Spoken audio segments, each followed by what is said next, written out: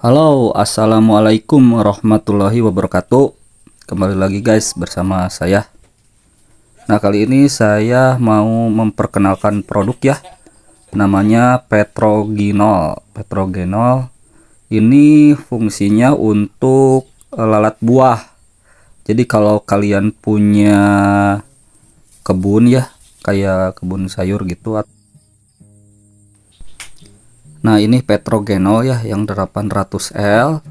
Ini fungsinya untuk jebakan ya. Jadi nanti untuk lalat buah itu bakalan masuk ke dalam botol.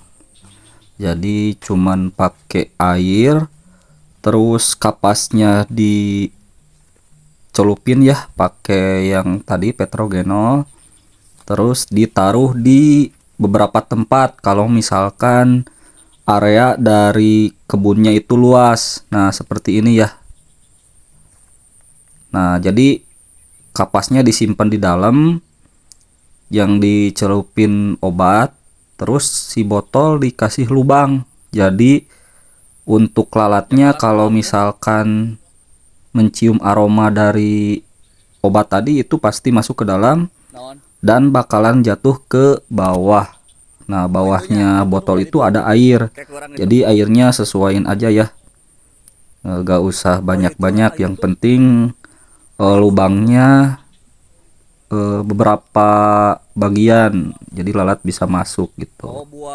Nah, untuk kebunnya sendiri di sini ada kebun pare,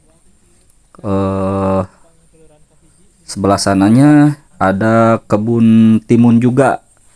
Kita spill ya untuk kebun pare dan pare yang udah ada buahnya. Jadi sebelah sana itu parenya udah berbuah, beda sama yang sebelah sini karena untuk penanamannya tidak sama. Nah, ini kebunnya ya. Waktu itu kebun ini tuh ditanamin timun, jadi sekarang jadi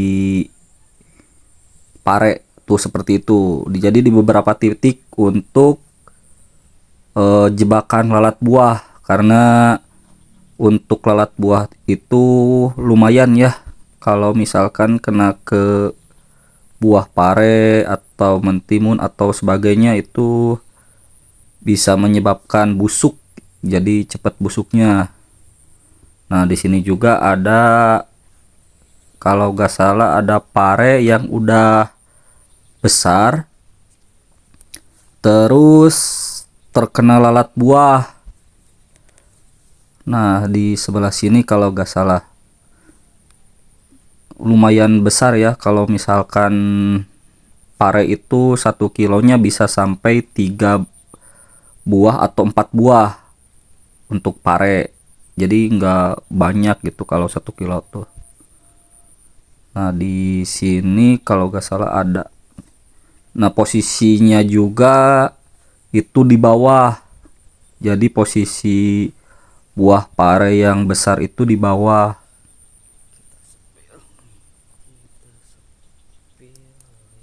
Nah, seperti ini ya. Yang terkena lalat buah tuh di bawah, langsung membusuk. Terus untuk parenya juga udah matang ya kalau yang ini. Jadi lalat buah tuh lebih suka kalau misalkan pare yang sudah matang seperti ini. Ini terlalu matang sih sebenarnya kalau buat dijual ya. Nah, ini parenya yang terkena lalat buah. Jadi kalau udah seperti ini paling diolah untuk bijinya, nanti bisa ditanam lagi seperti itu. Nah guys, kalau misalkan untuk pare ya, ini karena belum pernah panen, jadi ini masih proses panen ke satu. Biasanya pare-pare tersebut nggak terlalu panjang, jadi ukurannya tuh lebih besar tapi masih bantet gitu. Kalau misalkan nanti udah agak lama ya, daunnya udah banyak, biasanya pare yang panen kedua itu lebih panjang dan besar itu. Kalau pertama itu normal, meskipun bijinya beda merek ya. Jadi pas beli bijinya beda merek, tapi kalau panen pertama biasanya agak bantet ya. Tuh ini udah berbuah, ada yang udah besar sama yang kecil. Tuh udah banyak. Kalau gak salah ini bisa 1 karung sih kalau diambilin semua yang udah besar. Nah ini posisi mentimun ya. Tuh mentimunnya udah kuning, daunnya udah kuning. Nah timun juga sama, kalau misalkan terlalu besar terus gak pakai jebakan lalat buah itu pasti kena gitu ya. Nah ini udah beberapa kali panen, jadi daunnya udah nggak segar lagi. Jadi kalau misalkan timun paling di 8 atau 9 kali panen masa segarnya gitu. Kalau misalkan udah 9 ke sana, misalkan panen ke 10, 11, 12 itu panen tua. Jadi untuk timunnya nggak terlalu bagus. Kalau untuk buahnya biasanya masih banyak, tergantung daun-daun yang menguning. Kalau misalkan udah kuning seperti ini, udah produksinya udah gak bagus ya. Tuh lihat ya, ini paling